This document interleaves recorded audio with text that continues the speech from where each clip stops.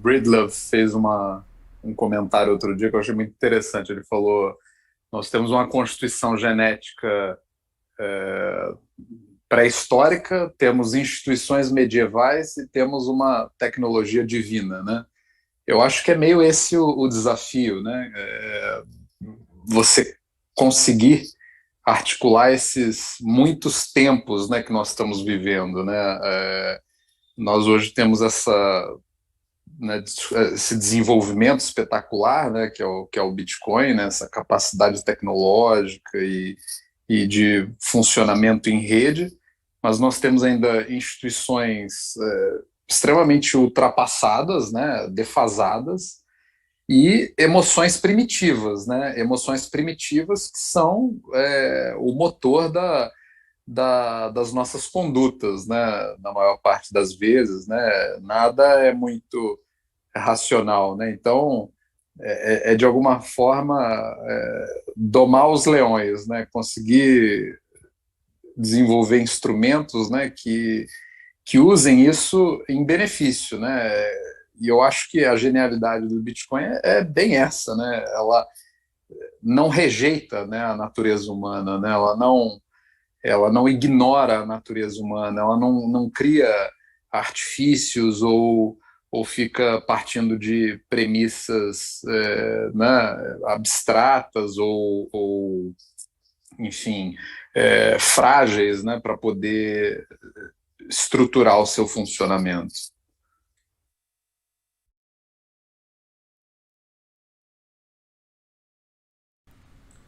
Comentar sobre essa questão que o Einstein falou sobre o ser humano ser um animal que tem emoções e tal, né? E se parar para pensar, às vezes as nossas emoções são um pouco ineficientes. Às vezes a nossa cultura primitiva nos impede de enxergar certos horizontes, né? E só para poder continuar o meu ponto, vou precisar fazer uma resgatar um pouquinho da teoria do Bitcoin é mais sério, né? A ideia de que o Mycelium, ou o fungo, ele coopta os cérebros, ele não tem cérebro, mas ele coopta a inteligência do ambiente para ele. O Bitcoin é meio que isso, que eu acredito que o Bitcoin seja uma forma de vida digital, só que o cérebro dele é o nosso cérebro, ele coopta o nosso cérebro para poder produzir energia para alimentá-lo, né? E em troca ele nos fornece dureza, nos fornece ativo, nos fornece dinheiro, dinheiro com D maiúsculo. Mas existe essa relação mutualística, né, entre nós e o Bitcoin, e eu acredito que é muito interessante que o Bitcoin melhore o cérebro que fornece energia para ele, para que esse cérebro, para que esse mecanismo seja cada vez melhor, né? Então eu tenho essa impressão de que o Bitcoin no longo prazo, ou longuíssimo prazo, ele pode ser um baita catalisador da evolução do homem. Então acredito que o Bitcoin ele é também de alguma forma o que vai possibilitar com que a espécie humana dê o próximo passo e se torne mais do que simplesmente o Homo sapiens sapiens, né? E seja lá o que for que a gente vai se tornar depois. Então, eu Tem diria uma que a área. evolução da vida, não da evolução do homem, né? Porque talvez o negócio vai descambar para uma inteligência artificial mais eficiente do que a gente vai deixar de existir por causa disso. Fica aí a Sim, porque reflexão. eventualmente, se você parar para pensar, hoje o Bitcoin já não precisa da gente no sentido de que ele precisa de energia, ele precisa continuar se replicando, mas não é necessariamente da gente. E se você pensar num universo que tem inteligências artificiais que precisam interagir entre elas, como tudo que precisa interagir no mundo precisa de uma espécie de catalisador, ou seja, de uma moeda.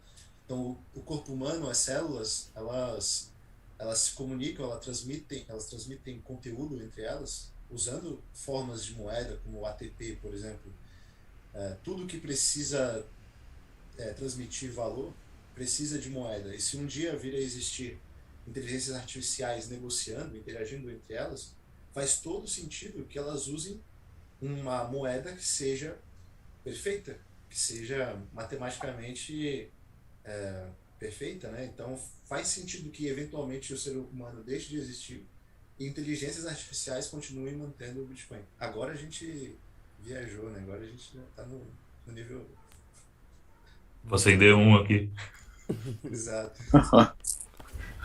Mas olha, assim, falando num horizonte de tempo um pouco menos longo, né, do que esse, mas na mesma linha, né, de pensando em evolução e tal, tem aquele campo de estudo, né, da genética que eu acho fantástico, né, que é a epigenética, né, que são aquelas mudanças. Eu não sou da área, né, então talvez eu esteja falando um monte de besteiras, né, na minha definição, mas do que eu compreendo, são mudanças digamos, na superfície do DNA, né, que não são mudanças estruturais, e são mudanças provocadas pelo meio, né, com o indivíduo, né, o ser vivo, né, o indivíduo ainda vivo, né, então, numa lógica de curto e médio prazo, né.